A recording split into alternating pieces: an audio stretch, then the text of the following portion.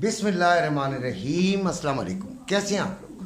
उम्मीद है बिल्कुल खैरियत से होंगे। आज जो मैंने मौजू चुना है वो आपको एक बेस्ट ट्रेडर की थोड़ी उसके बारे में थोड़ा गाइडलाइन दे दूं तो वो सबसे अच्छा है। लेकिन इससे पहले मैं आपको फिर छोटा सा बता देता हूँ फिज़िकल गोल्ड वालों के लिए कि भाई फिज़िकल गोल्ड वाले जिन्होंने गोल्ड ख़रीदा हुआ है हरगिज़ पाकिस्तान में परेशान ना हो। जहाँ तक हालात नज़र आ रहे हैं डॉलर को ये कैप नहीं कर पा रहे हैं और हो सकता है कि ये डॉलर बेशक इनके लिए मुश्किल काम है। अच्छा, मैंने एक वीडियो बनाई थी तो मैंने कहा था भाई ये गैर सियासी है। मेरे एक बहुत मोहतरम ने मुझे कहा इमरान खान की बुराई करके, और उन्होंने कहा कि आप यूथियम ना बने, आप गोल्ड पर बनाएं। बात मैंने क्या की थी वो समझिएगा कि मैंने कहा था कि ये गवर्नमेंट का इस वक्त एक ही टास्क है, वो है इमरान खान को माइनस करना। अगर इमरान खान बीच में ना होता तो ये मुश्किल फैसले आराम से कर लेते, लेकिन अब इनके लिए बहुत मुश्किल हो रहा है। अगर इनको डॉलर का रेट डॉलर को बढ़ाना है, एक्सचेंज रेट में फ़र्क बहुत बड़ा लाना है, तो फिर वो अवाम आगे इनके ख़िलाफ़ है, इमरान खान के जादू में फंसी हुई है। तो ये इस चीज़ को ये समझ रहे हैं कि मैं यहाँ पर इमरान खान की कोई तशहीर कर रहा हूँ। ऐसी बात हरगिज़ नहीं है। हमने गोल्ड के मौजू पे बनाई थी और गोल्ड के मौजू पर जो बात सामने है वो नज़र आ रही है, चाहे वो सियासी है या माशी है, वो मैं आपको बताना अपना फ़र्ज समझता हूँ। अच्छा, अभी जो है परेशान होने की ज़रूरत नहीं है। डॉलर को कैप करना इनके लिए मुश्किल हो रहा है और उम्मीद है कि अगर इंटरनेशनल मार्केट भी बढ़ गई तो गोल्ड बढ़ जाएगा। अच्छा जी, और जिन्होंने नहीं लिया वो ले लें। अब आती है ब्रोकर्स की बात कि हमें कौन सा ब्रोकर होते कैसे हैं, किस किस्म के होते हैं। मेजर बातें बता रहा हूँ, किसी का नाम नहीं बता रहा हूँ भाई। मेजर बातें सीख लीजिएगा ताकि आपको समझ आ जाए। ब्रोकर्स दो किस्म के होते हैं। एक होता है डीडी यानी डीलिंग डेस्क, ठीक है, जो कि आपका जो काम है उस इसका जो अर्निंग है मेन, वो दो तरीके से होती है। एक तो ये होता है कि स्प्रेड ये इसको मिल जाता है। वो कैसे स्प्रेड क्या होता है कि जहाँ से आपने ली होती है और उसमें और जो रियल रेट होता है उसमें एक फ़र्क होता है, वो फ़र्क स्प्रेड कहलाता है और उससे वो कमाता है अपनी हर आपकी ट्रेड पर। और इसका जो दूसरा तरीका है कमाने का, वो थोड़ी सी मैनिपुलेशन भी होती है। आपकी जो मार्केट रेट, जो ओरिजिनल मार्केट रेट है, उससे थोड़ा बहुत आगे पीछे ये अचानक कर देता है।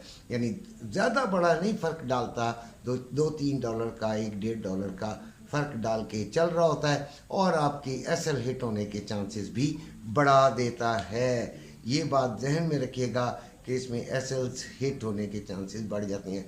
आपने अक्सर देखा होगा कि बच्चे शिकायत करते हैं, लोग शिकायत करते हैं कि यार बस मेरा एसएल हिट हुआ और मार्केट उसी डायरेक्शन में चली गई जिधर मैं चाहता था।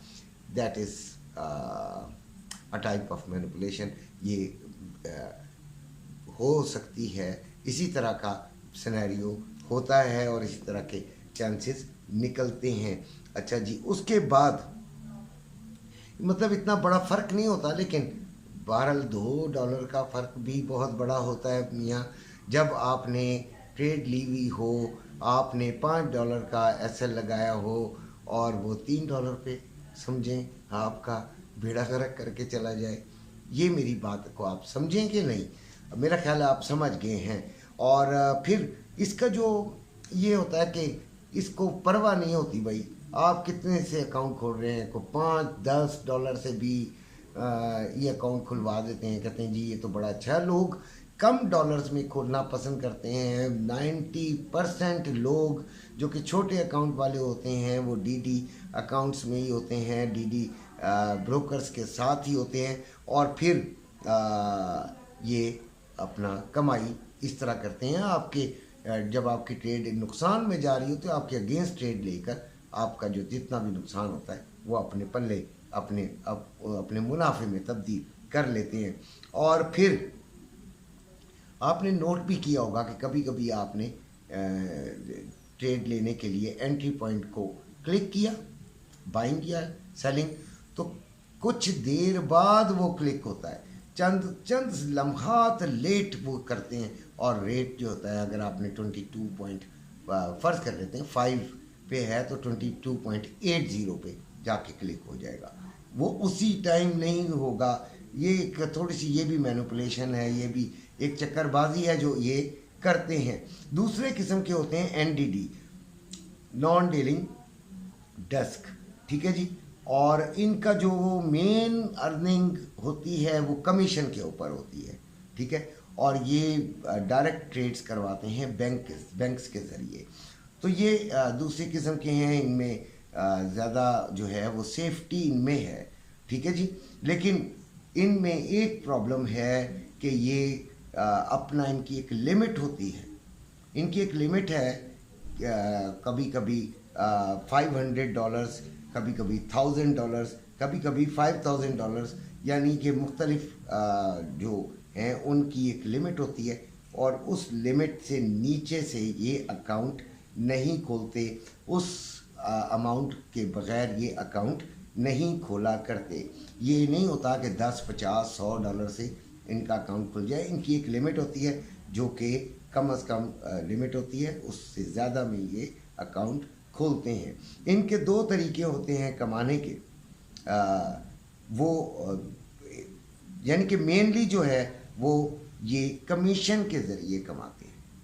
अच्छा, इसके भी दो हिस्से हैं, एक ECN है और एक STP ECN है, तो ज़्यादातर लोग STP ECN को पसंद करते हैं। अच्छा खैर, ये इसमें एक तो मिनिमम अमाउंट की लिमिट होती है, दूसरे ये कि ये कभी भी क्लाइंट्स के अगेंस्ट ट्रेड नहीं करते, और उनका जो नुकसान होता है वो बढ़ाकर अपना फ़ायदा नहीं करना चाह रहे होते।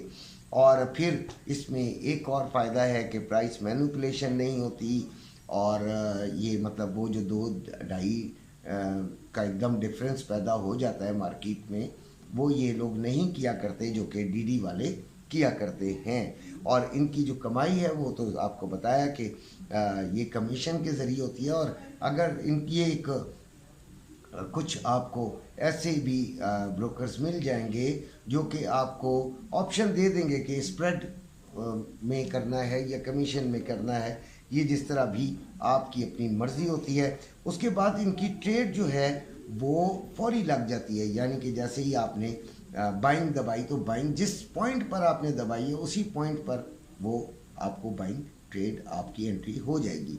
सेलिंग दबाई है तो सेलिंग को पर भी आपका वो ट्रेड लग जाएगी, और एग्ज़िट करना चाह रहे हैं तो एग्ज़िट भी उसी पॉइंट पर हो जाएगा। SL का मैंने आपको बता दिया है कि यार इनकी मैनिपुलेशन इतनी नहीं होती, प्राइस मैनिपुलेट नहीं करते, लिहाजा ये थोड़ा सा सेफ और अच्छा होता है। तो ये आपको मैंने थोड़ा सा क्योंकि आज छुट्टी है तो आपको सिखाना भी मकसूद होता है कि आपको अच्छी बातें भी बताई जाए, आप उससे कुछ सीखें, तो ये मेरा मकसद होता है, इसलिए आपके तक आया हूँ। और उम्मीद है कि ये कुछ वीडियो आपको समझ आई होगी। फिर किसी दिन कोई अच्छा ब्रोकर्स जो पाकिस्तान में अवेलेबल हैं उनके बारे में बात करेंगे, और इंशाल्लाह आपको गाइडलाइन देंगे। वीडियो पसंद आई हो तो ज़रूर लाइक और सब्सक्राइब कर लीजिएगा। अपना ख्याल रखिएगा। अल्लाह हाफ़िज़।